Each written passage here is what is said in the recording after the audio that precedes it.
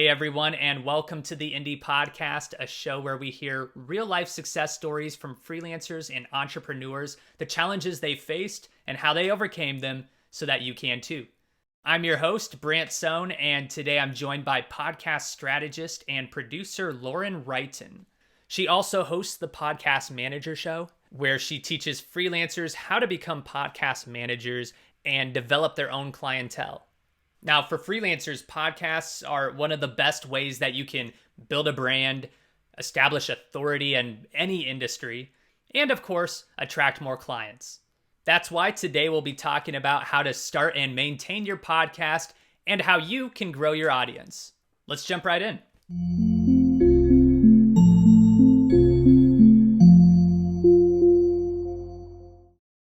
Hey, Lauren, it's so great to have you on the show. Yes, thank you so much for having me.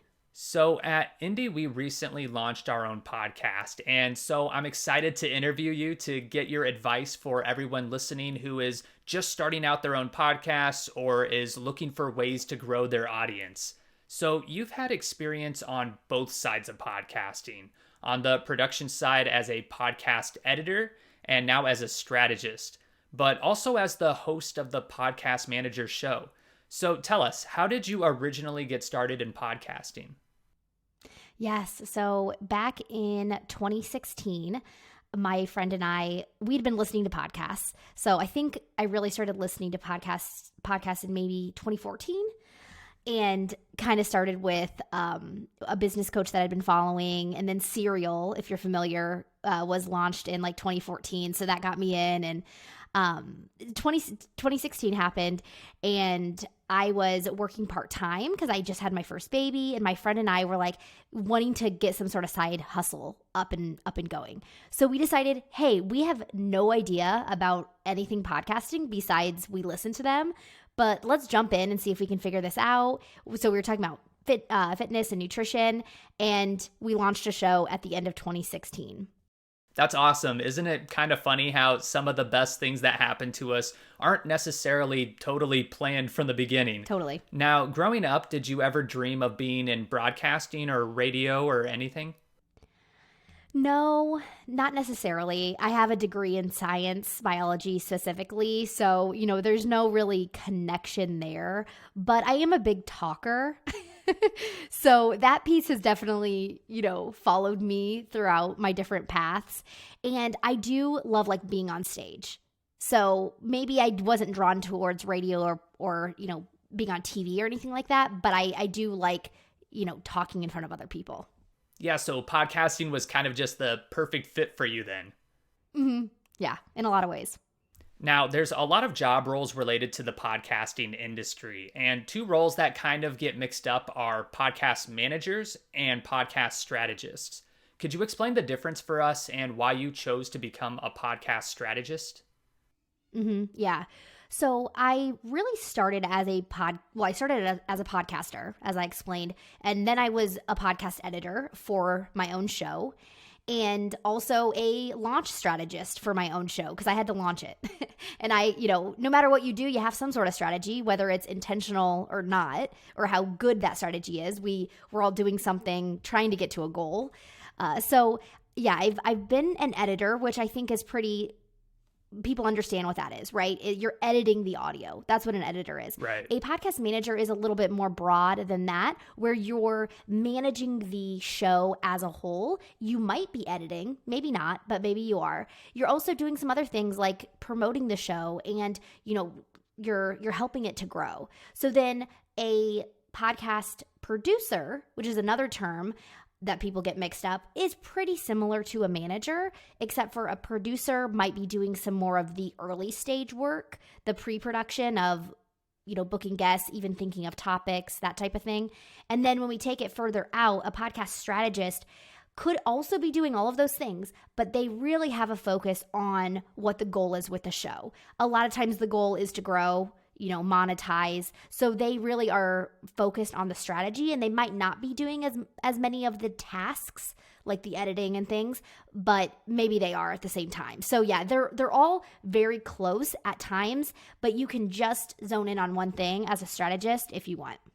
So did you find that it helped a lot being on both ends of the podcast to help you come up with different strategies for other podcasts? Yeah. I mean, the thing is that I found was, whenever my friend and I launched our show, like I said, we were talking about nutrition, and I kind of actually, once I started working with clients and I saw their message, it was a lot easier for me to take their message and run with it versus my message. My message at that time just wasn't really strong. It wasn't really overly unique. So it was a lot easier for me to be working with someone who had like an awesome story, an awesome message that they needed to get out, an awesome business, because that's kind of what it comes down to, right? Is good content. So yes, it was helpful that I'd been a podcaster, but what was most helpful is really having that strong message that we could use. Right, that makes a lot of sense. And speaking of messaging, when you're starting a podcast, it can be challenging to come up with that initial idea for what you want the show to be. How can someone discover what their hook is? And where did the initial idea for the Podcast Manager show come from? Yeah. I mean, some of it is, well, I'll say you can really take two approaches. You can say, I've got a cool idea. I'm just going to go for it and see what happens. That's what I did with my friend is we didn't have a lot of things on the line. Like we didn't need to make money per se. We didn't, we just kind of were like, let's just see where this takes us. So you can definitely take that approach and you can pivot along the way, right? And you'll find where you need to go. If you want to be more strategic perhaps, or you just want to be a little bit more focused, then if you have some sort of audience or people that are listening to you now, ask them. Right? Go to the people that are going to be listening. And if they're not really interested in what you're saying or they're not resonating with it, then it's either your messaging and how you're talking about it, or it's maybe just not super interesting to other people, right? If you're just going to go on and maybe talk about your life or something and it's not resonating with others, then it's going to be really helpful for you to know that before you get started. So going to people and just seeing like, hey, is this interesting? If I post about this on Instagram, do people say anything about it back to me? So I think that would be my first step if I was trying to develop my message. That's such great advice, because some of the best shows out there, they start in one lane, and then based on their audience, they just keep shaping their show as they grow. So smart. So after you came up with that initial hook, how did you go about differentiating your podcast from others? Or was podcast managing a pretty niche topic already? Yes. So podcast management is very niched already, right? And my first podcast really informed how I started my second one. Because when I stepped away from my first podcast in early 2019, I was in no rush to start another show. I was really happy being behind the scenes. And I knew if I start another show, I want it to be really niched. I want to stay really connected to my audience, because that's what makes it really fun for me, especially, is knowing that you're talking to people, right? And you're not just kind of using it as an outlet or whatnot. So I knew if I did it again, which I obviously did, it took me about 1.5 years to start another show. But yeah, I knew it was going to be really specific, and that's what it is now. It's designed for podcast managers, which are, as we talked about, the people that are working with podcasters. So some people think it's for podcasters, and it can be. We talk about some topics that a podcaster would find useful, but yeah, it's really for a podcast manager, which is pretty niched already. That brings up an important aspect of content creation, because the more competitive an industry gets, especially now within the last few years. I mean, podcasting has been around for a couple of decades, but in the last 5 years, it's really picked up. And so the more competitive an industry gets, you need to niche down. And not to say that it's impossible to compete if you're covering a topic that other people are, but if you can carve out your own niche like you did, then that's even better for building an authority in the industry. So did you intentionally set out to carve out your own niche, or was that just sort of a happy accident that no one had covered this subject in the form of a podcast? Yeah, that's a good question. Well, whenever I started my podcast, was the editor, was the manager, and found that really to be interesting. And I had already heard of virtual assistants, knew that those existed. So I thought, you know what, there's probably people online looking for a podcast editor. And so I thought, you know what, why don't I go try to do that and see if I can help some people with their shows, because that seemed really exciting to me. And I got on Upwork. So I'm not sure if everyone knows what that is. It's like a job board, a freelancing website that you can go work with people. And I landed a client through that and really loved her show, But I didn't really know what I was doing. I mean, I found my way around editing, but I had no formal training. I maybe watched one YouTube video. I was very, fresh. So it was taking me 5 hours plus to edit, maybe a 45-minute interview. And all of her interviews were different with different sound situations. And man, I just remember she sent me 5 files over for like the whole month or whatnot. Oh, wow. And I thought, I'm going to make like $100 and this is going to take me like 30 hours to do. This just does not make sense anymore. This just does not make sense because I just had set up a business that just didn't make sense. So I actually quit doing that. I thought, you know what, this is not it. And once again, allowing myself to pivot and figure it out. 6 months went by and I went to a wedding and I met a girl there. I don't usually talk to a ton of people at a wedding, but I think my husband was like, she has 2 girls and she has 2 kids and we're about to have our second kid. And we went and talked to her and she trained people on how to become virtual assistants. And so it was just like a weird coincidence, right? That we talked to her. And so she filled in so many gaps for me on how to make the business make sense. And that's how I stumbled into podcast management. So I definitely loved that it was niche, but I can't say that I kind of just failed my way there until I found a way to be successful. I love that though, because if you're forced to learn and you don't know how to do something, you learn really, really quickly. Mm-hmm. And I think that's sometimes the best way to learn something brand new. Totally. So how do you plan and prepare for each of your episodes? Can you talk about the creation process? Yes. Okay. So I love using my show to answer questions. And what I mean by that is, when you're running a business, you get a lot of commonly asked questions, right? And so I love taking those questions and turning them into an episode so that whenever you do get a question that's very specific to what you do, you can say, hey, I actually have a podcast episode on that. So instead of just giving them like the 1-minute version of the answer, if it does need further explanation, then they can go listen to, my episodes are not terribly long, so they can go listen to me talk for 15 minutes about it and get really their question answered.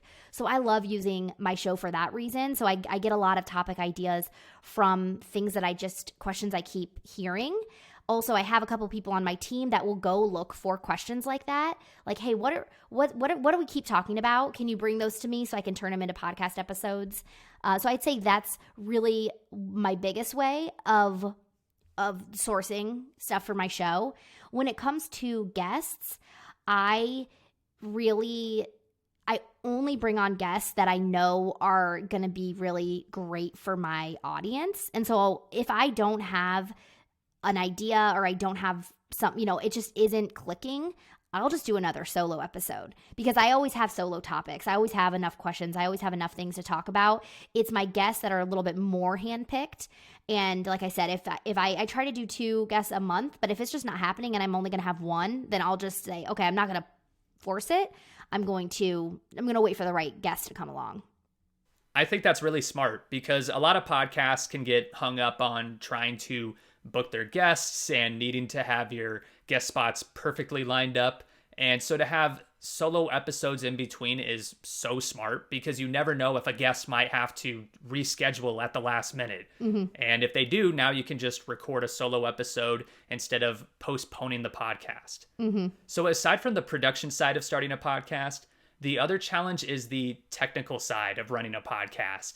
And one of the main reasons I've seen online for why people might be hesitant to start a podcast is that they don't feel that they have the right equipment to compete with professional podcasts. Mm-hmm. So how important is it to have good equipment?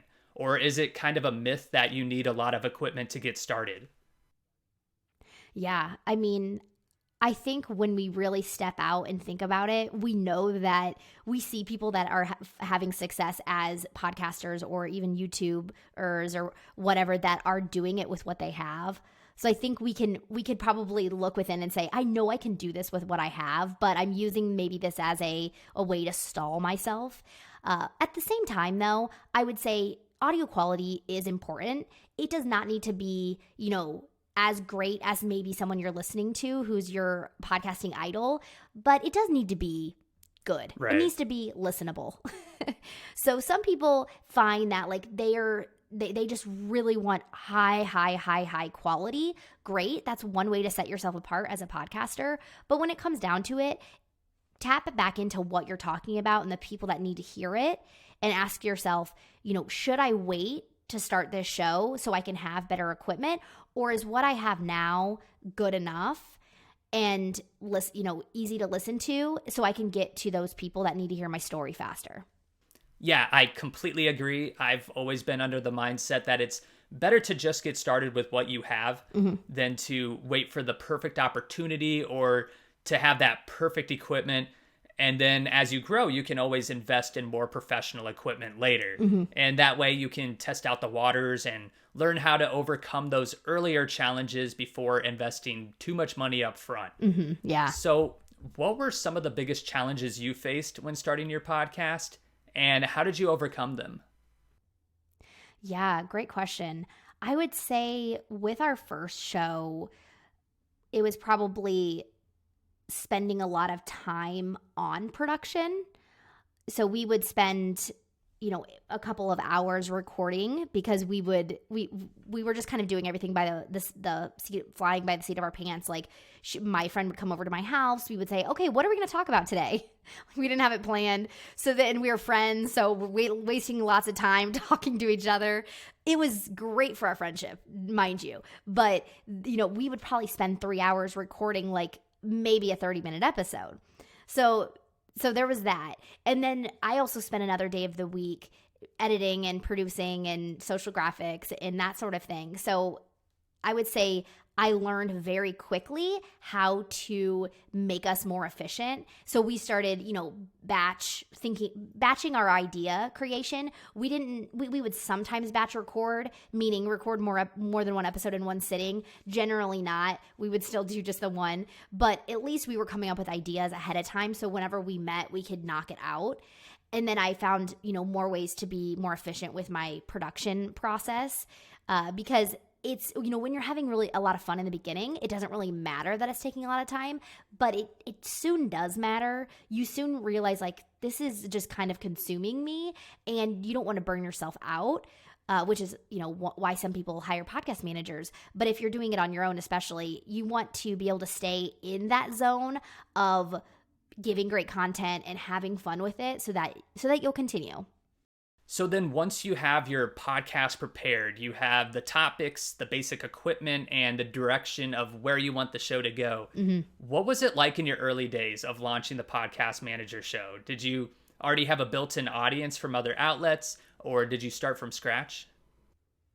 Yeah, with the Podcast Manager show, I did have that audience already. So I had been a podcast manager, and then I'd started my program, which is a course in the beginning of 2019. And I did not start my podcast in the middle of 2020. So I had already had a year and a half of course building and had that audience. So that was fun to do it with an audience since my first experience, there was nobody in the beginning. And so it really, in having the audience and having the audience that was obsessed with podcasts, right? Every single person that listens to me loves podcasting. Yeah. So having that inform my process of launching. And the thing though, that's easy to do is saying, okay, if I'm the podcasting expert, which, of course there's lots of podcasting experts, but I could use that to hold myself back and say, this has to be perfect because people are going to expect it to have all the bells and whistles and perfection. And I was just really willing to just not get into that.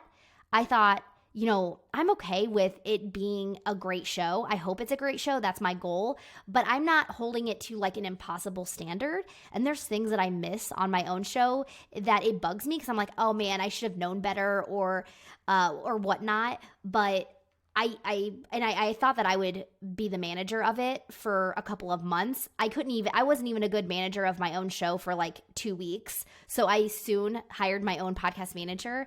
And yeah, I try really hard not to critique it more than I would a client's show. Yeah, that's super important because if you go into it expecting it to be totally perfect, you can end up just not doing it purely out of fear that what if something goes wrong, and it can kind of paralyze you with fear. Yeah. So yeah, it's so much better to just get started and to not be too hard on things in the beginning. Let's say for people who are just starting out their podcast and they don't have that built-in audience, how would you start promoting that podcast? Did you have any strategies that worked really well for you? Yeah. So what I'd recommend is look for where that audience is. So those people, they exist somewhere, right? And if they don't, then it's probably not a great person to talk to. If it's a person that's exactly like you, okay, you're not going to find someone exactly like you. But those people exist somewhere. So let's say that you want to start a show that's something like around travel. People like nomads, digital nomads. Okay, where are digital nomads hanging out? Maybe you don't have your own, booming social media around that. But they're somewhere, right? They're following someone. They are in some sort of Facebook group maybe. So I would say find where those people are and get in relationship with those people, right? Like chat with them, see what they're, don't think that you have to be like above them to be able to talk to them, right? You can connect with them and see what they're into that maybe you weren't aware of, or you're probably one of them in this, in this example. So chat with them, let them know, hey, I'm thinking about starting a show. Like, what would you love to hear? Like, are there things that you're wondering about, or maybe you've been doing this for a couple of years and people are, interested in joining it, whatever. So I would say the audience is somewhere. Go find them, see if they are interested in podcasting, see if they have questions that you can answer, and then, listen really well and really create the show around what you hear. I love your idea of basically engaging with the audience before you even really have your show off the ground. That's a great way to create a relationship with your audience from the very beginning. Because engaging an audience through a podcast, I feel like can be pretty different from other formats. I mean, unless you're releasing your episodes on YouTube, there isn't a traditional comment section on Spotify or even Apple Podcasts. So how do you keep your audience engaged and coming back for more episodes? And do you find that the audience engagement is more passive or active? Oh, that's a great question. The goal is to make it as active as possible. But like you said, you're not going to get immediate gratification, maybe is the right word. When you release a show, you don't see those comments coming underneath it like you would a YouTube video or a social media, post or whatever. So you really want to remind people that you want to hear from them. And when they reach out to you, you want to make sure that you respond and stuff, but also resharing their stories that they mention you in and talking about what people DM you about on your podcast. So let's say that you probably hear this on shows of like, oh yeah, I was talking to you guys in my DMs, or someone DM'd me this.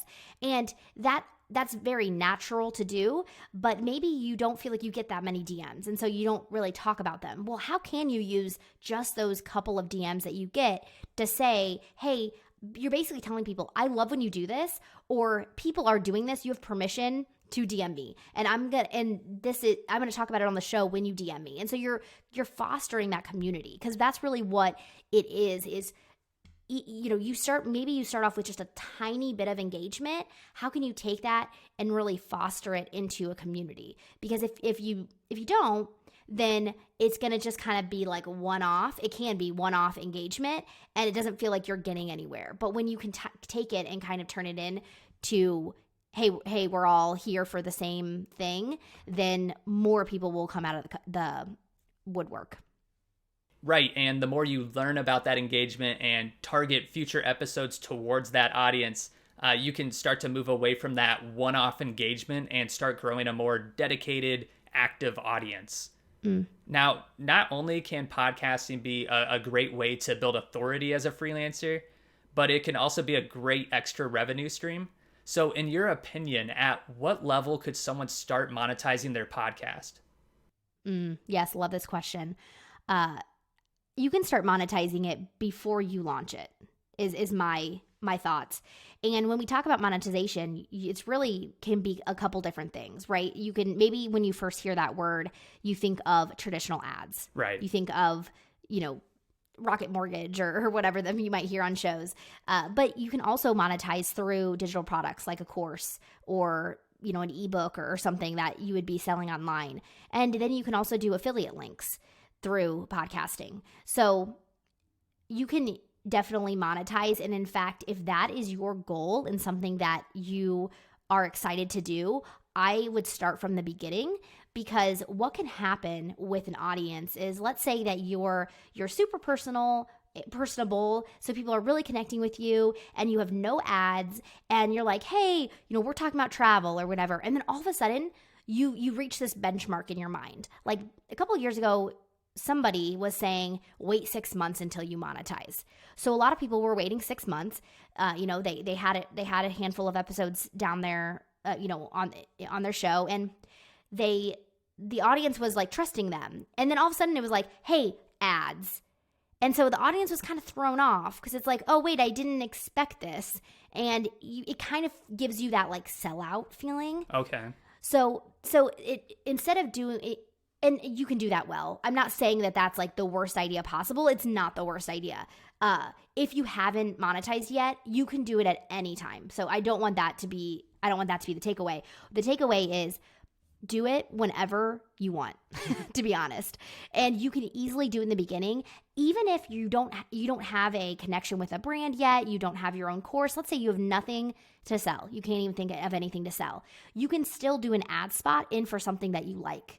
You don't even have to have a link, right? Or just talk about the thing that you really like. If we're using the travel example, maybe it's a specific type of suitcase. So they're not paying you, but you're recommending it. So you can build that in so people are used to you recommending products or recommending this or that from the beginning. That's smart, because it does bring up a good point that you can't always anticipate what the response of the audience will be based on something like introducing ads 6 months in when you didn't have any ads before. Mm-hmm. So that's super smart to just give them those expectations from the very beginning. Mm-hmm. So let's say that someone has grown an audience of a couple of hundred listeners. How do you go about landing those initial sponsorship deals? Yes. So you'll see some places that either, number one, you need to wait until you've got 10,000 downloads per episode is a number that you might see a lot. Or if you do land sponsorships that there's a number that's called CRM, and it's very popular in radio and in different types of broadcasting, and it's a figure of how much money you're going to get per millions of listeners or thousands of listeners. And it will be if you look into that, you'll be very defeated to know that you're not going to make any money if you are even if you have like 1,000 listeners. So if you've looked into that and you've thought, oh, I'm not ready yet, I need to get to this certain number, what I would love to share is that really what it comes down to is putting your podcast and your brand, thinking of yourself as more than just the podcast and selling more than just the podcast, and going to a company that really wants to get in front of the people that you're talking to. So if we use the travel example, let's say you are getting 100 downloads per episode. So you're like, I am so far from the numbers that I might see online. What you can do is use your podcasting numbers, but also your social media numbers. And if you do show notes for your episode, you now have a blog, right? So you can tell a brand, hey, we've got 100 people that love traveling and want to live, a laptop lifestyle. And that's exactly who you want. You sell whatever they sell, right? Luggage, like like I said earlier. And so even though it's only 100 people, you've also got the attention of people that are going to look at your show notes and the attention of people that are on your social media. Obviously, there's some overlap, but when you really take that and put that as a package, it's a lot more attractive than just saying, hey, do you want a 30-second ad slot on my podcast?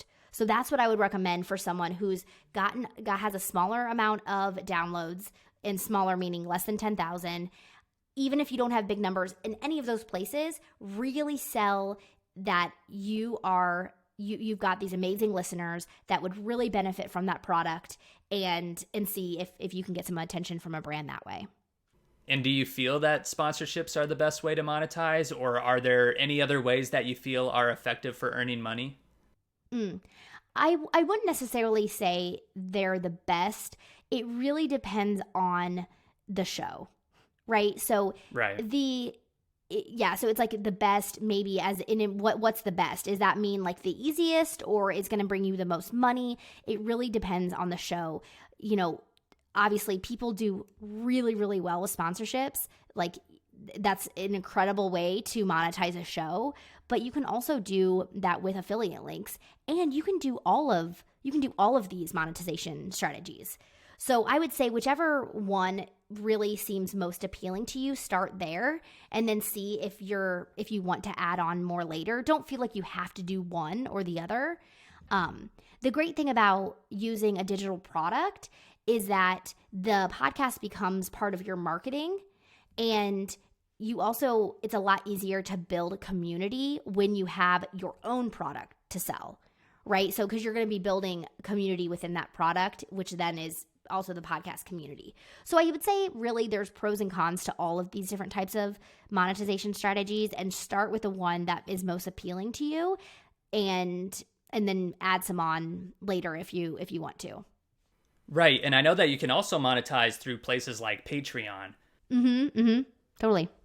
Which is another great way to engage directly with your audience by releasing things like behind the scenes footage of your podcast, or even let the audience ask you questions for future episodes. And that way you're earning a more predictable monthly income through Patreon rather than having to constantly chase sponsorship deals.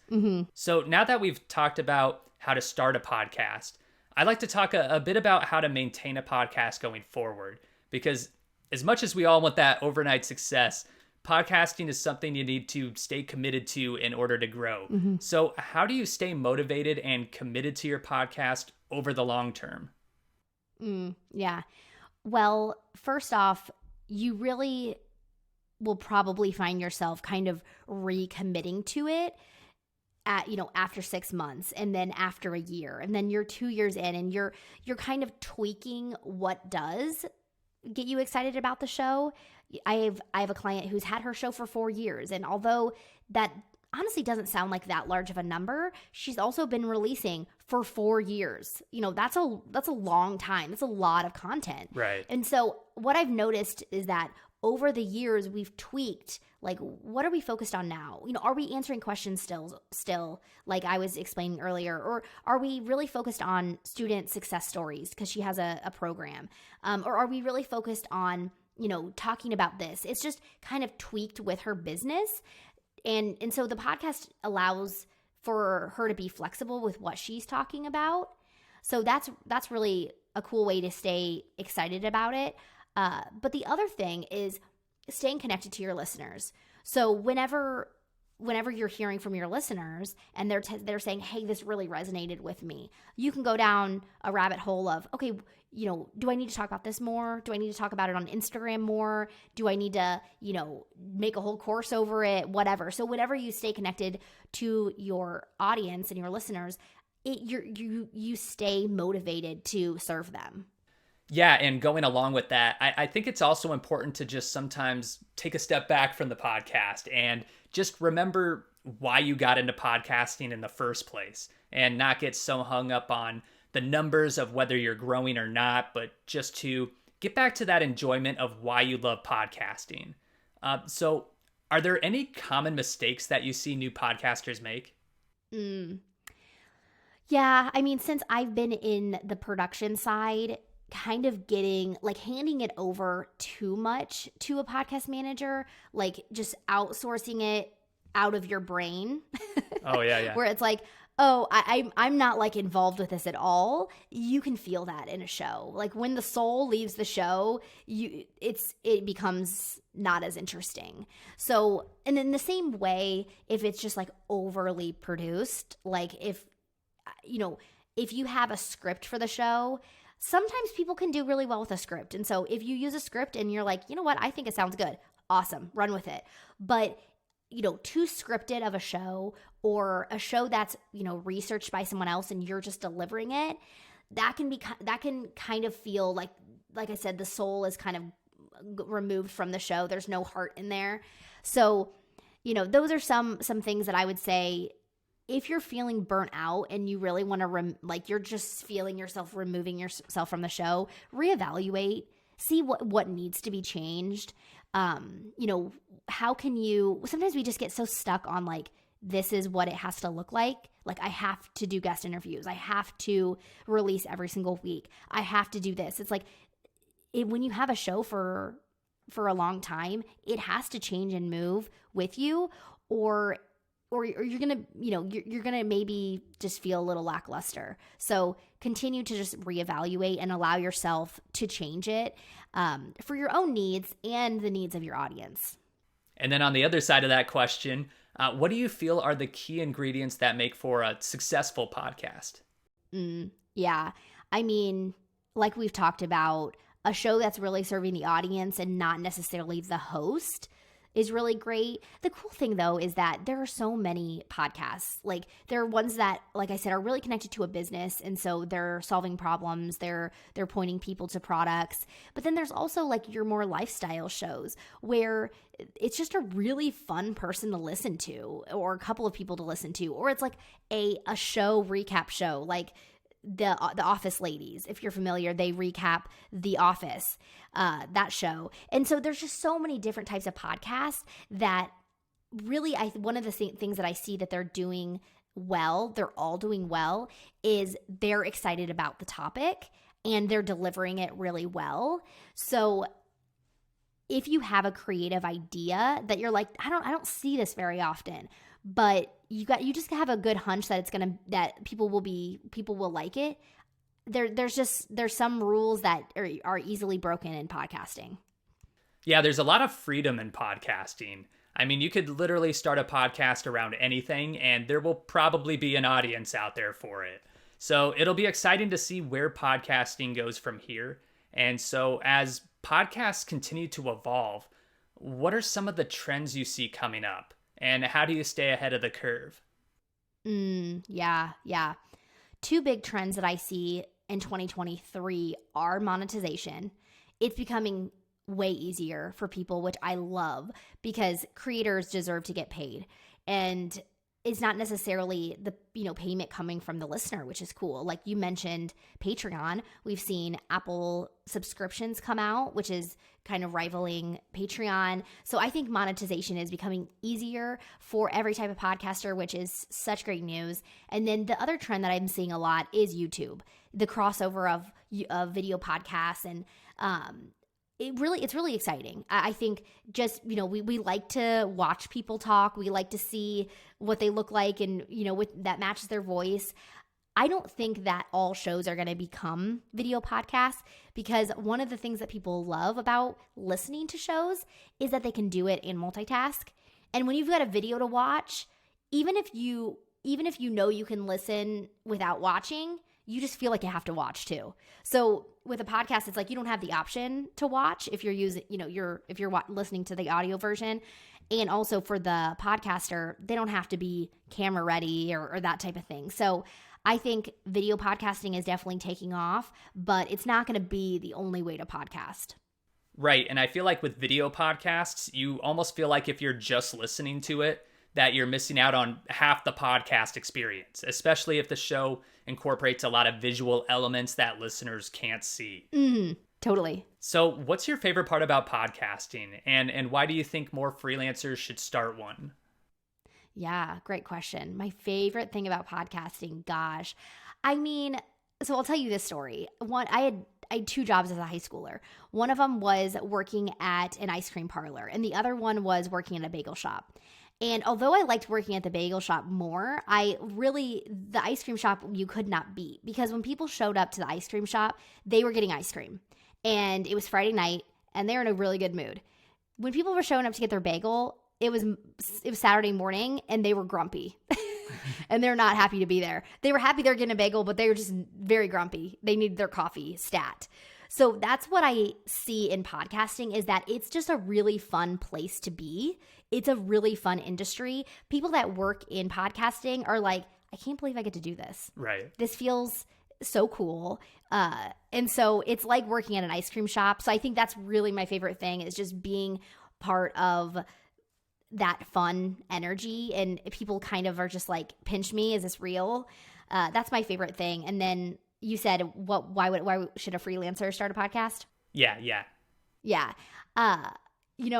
I feel like if you're listening, if you like podcasts, you probably don't need to be convinced that you need to start one. You probably already do want to start one. That's what I find when talking to people about podcasts, is that they're like, I've always wanted to do this. Just give me like a tiny bit of permission, right? So I would say, if you're excited about it, if you feel like it really is a message that you have that needs to be heard, tap into who those people are that need to hear it and go for it. I think, you really have nothing to lose, especially if you are open to pivot and to change it as you learn more about your audience and about podcasting. And then to wrap up this discussion, do you have any final advice for anyone who maybe already started their podcast, but they're struggling to grow that audience? Yeah. So, it's so natural to kind of be really excited in the beginning, and then maybe you're not getting a lot of audience feedback, or you've heard that maybe you'd only have 100 listeners, or maybe you have 30 downloads, right? And you're like, wow, I've got 5,000 followers on Instagram. Why do I only have 30 listens? That type of kind of realization, that like hit in the face can be pretty common, in that, you're really just starting out, and bringing someone over from a social media platform to the podcasting platform. It's the people that are listening to you talk, and in their ears, those are like really your hardcore followers. So it's not going to be everyone that's following you. To follow someone on Instagram or TikTok, you have to be mildly interested in them, right? So really going over to their podcast means, hey, I'm really giving you my time, and I really want to hear from you. So instead of viewing those low numbers or like the lower engagement as a defeat, you say, hey, these are my people. These are, even if it's 30 of them right now, these are 100% my people, and serve those people like they're 3,000. And you'll see, as you morph the show and you gain some speed, just be committed to it long term, I guess is my thought. Well, Lauren, thank you so much for joining us on the Indy Podcast and sharing your story. Where can people find you if they want to learn more about managing a podcast? Yeah. So I'm most active on Instagram, so you can find me at Lauren Wrighton. And then my website is also laurenwrighton.com. Awesome. Thank you so much for joining us today. Thank you so much for having me. Thanks so much for listening to today's episode. And if you're listening and you're looking for an easier way to manage your freelance business, you can sign up to Indy to get the productivity tools, the resources, and the tips to grow your freelance business. Thanks for tuning in.